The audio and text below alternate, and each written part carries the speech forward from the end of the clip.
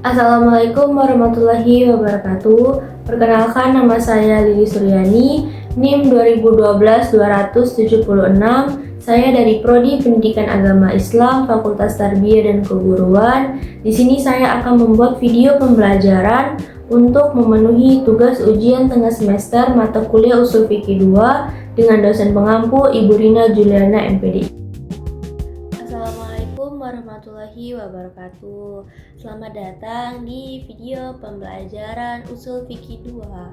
Kali ini kita akan membahas topik lafaz dari segi penggunaannya, hakikat dan majaz. Kita harus mengetahui dulu apa itu lafaz. Nah, lafaz itu dalam ilmu ushul fikih, lafaz atau al-lafz diartikan sebagai susunan, bunyi, atau kata yang memiliki makna tertentu. Setiap lafaz bisa membawa hukum, pesan moral, perintah, larangan, bahkan sindiran dalam bahasa Arab. Maka memahami makna lafaz dengan benar akan menghindari kita dari kesalahan dalam memahami syariat. Kemudian kita masuk ke dalam pengertian dari lafaz hakikat. Nah, kita buka slide-nya dulu. Di sini ada pengertian lafaz dari menurut hakikat. Nah, kata hakikat berasal dari akar kata haqqah yang berarti benar, nyata, dan tetap. Nah, sehingga dalam bahasa Arab itu disebutkan al-haqqah yang berasal dari kata kerja haqqah, yahiqqu berarti nyata, tetap, dan asli kenyataannya. Nah, kemudian menurut ulama ushul fikih Ibnu Subki dalam perkataannya yang berbunyi huwal lafzu musta'malu fi mawdu'a lahu. Lafaz yang digunakan sesuai dengan maknanya yang ditetapkan sejak awal. Nah, begitu pengertian dari hakikat. Nah, untuk contohnya nih, yang pertama itu misalkan air. Nah, air itu kan cairan bening nih. Cairan bening yang bisa diminum dan untuk menghilangkan haus. Jadi maknanya itu jelas, air. Kemudian itu ada satu lagi yang kedua itu kuda, hewan yang berkaki 4. Nah, hewan yang berkaki 4 itu bisa ditunggangin. Nah, berarti maknanya itu jelas. Kemudian yang ketiga ada sholat. Dalam bahasa Arab, sholat itu bermakna doa. Nah, dalam istilah syariat memiliki hakikat khusus. Nah, nanti kita bahas selanjutnya untuk mengenai jenis-jenis hakikat lebih dalamnya. Nah, kemudian kita masuk ke dalam pengertian majaz. Di sini ada 3 pengertian menurut pendapat para ahli ushul fikih. Nah, sekarang kita masuk ke majaz, yaitu lafaz yang tidak sesuai dengan makna asalnya, namun tetap masuk akal dan dapat dipahami dalam konteks tertentu. Di sini menurut Ibnu Qudamah yang berbunyi huwa lafzu musta'malu fi ghairi maudu'ihi ala wajhin yasir. Lafaz yang digunakan bukan untuk makna asal namun secara konteks tetap dibenarkan. Nah, dapat diartikan bahwasanya majaz ini adalah kebalikan dari hakikat. Nah, langsung saja kita masuk ke dalam klasifikasi hakikat atau bisa kita sebut dengan jenis-jenis hakikat deh. Di sini ada 4. Ada hakikat lughawiyah atau secara bahasa dan juga syariah atau secara syariat, atau hakikat juga dengan kebiasaan umum, urufiyah ammah, dan kebiasaan khusus ada urufiyah khassas atau khusus ya. Nah, di sini yang pertama ini ada kita bahas hakikat secara lughawiyah.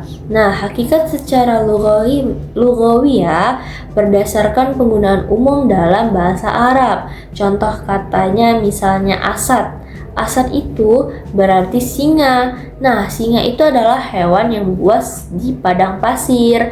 Kemudian ada kata kolb atau berarti hati, organ tubuh dalam dada. Kemudian di sini yang kedua ada hakikat syariah atau secara syariat. Nah, yaitu yang digunakan dalam konteks agama Islam, maknanya ditentukan oleh syariat. Contoh katanya seperti zakat. Menurut bahasa berarti bertambah atau bersih, tapi dalam syariat zakat itu berarti mengeluarkan harta tertentu dengan aturan khusus. Yang ketiga di sini ada hakikat urufiyah ammah. Urufiyah ammah itu adalah kebiasaan khusus, kebiasaan umum. Nah, contohnya bermakna sesuai dengan kebiasaan umum masyarakat umum.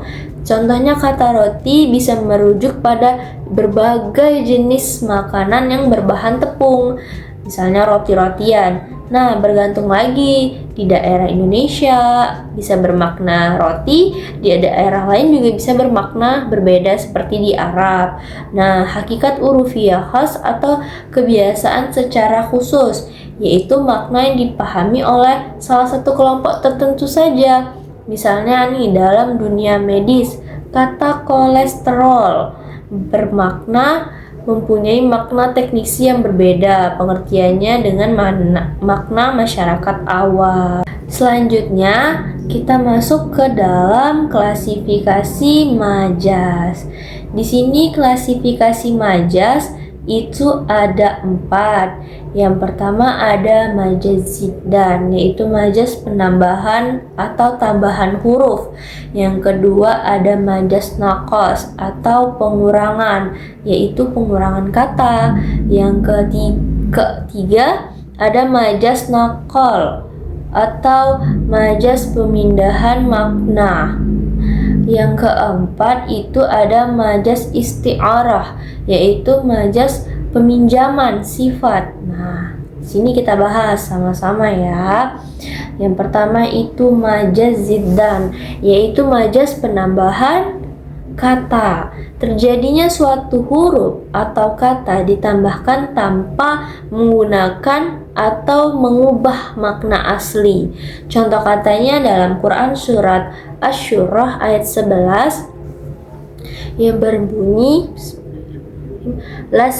laisa kamitslihi syai'un. Nah, tidak ada sesuatu yang serupa dengannya. Tambahan kata ka seperti menunjukkan penegasan ketidaksamaan mutlak. Nah, kemudian di sini ada majaz naqas, yaitu majaz dengan pengurangan. Lafaz yang sengaja menghilangkan bagian tertentu tapi maknanya tetap bisa ditangkap. Nah, contohnya nih Quran surat Yusuf ayat 82 yang berbunyi Bismillahirrahmanirrahim. Fas'alil qaryata, tanyakanlah kepada kampung. Maksudnya itu adalah tanyakanlah kepada penduduk kampung. Nah, jadi di situ terdapat pengurangan kata atau maknanya tuh bisa diserap. Nah, itu adalah majaz. Kemudian majaz naqal atau pemindahan makna terjadi ketika makna asli berpindah ke makna baru karena kebiasaan atau perkembangan budaya. Kata imam misalnya nih, dulu berarti pemimpin sholat. Nah, kini berarti pemimpin umum atau ulama besar. Karena kata tersebut berpindah maknanya berdasarkan kebiasaan budaya dan perkembangan di masyarakat. Kemudian ada majaz isti'arah, metaforah atau peminjaman sifat. Nah, penggunaan lafaz yang meminjamkan sifat sesuatu ini menggambarkan hal lain. Contohnya nih, dia adalah singa di medan perang.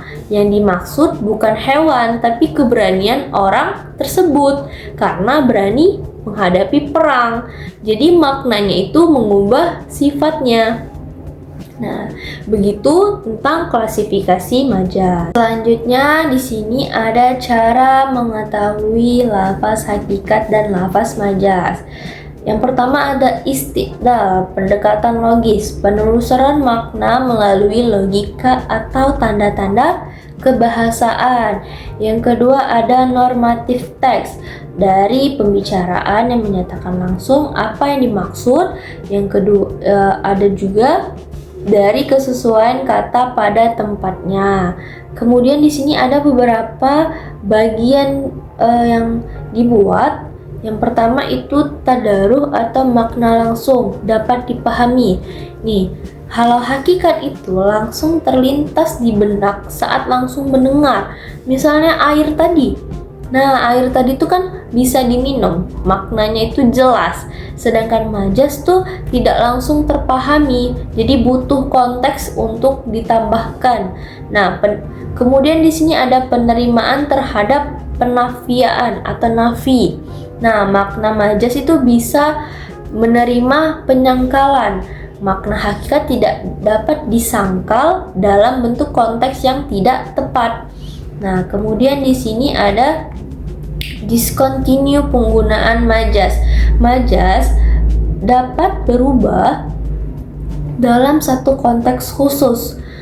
Tidak bisa digunakan dalam suatu objek lain. Iya, karena majaz itu sifatnya itu kan banyak. Karena itu. Nah, kemudian di sini ada hakikat bersifat global, sedangkan majaz bersifat parsial. Hakikat berlaku sangat umum dan luas, sedangkan majaz itu bersifat terbatas pada sebagian aspek makna saja.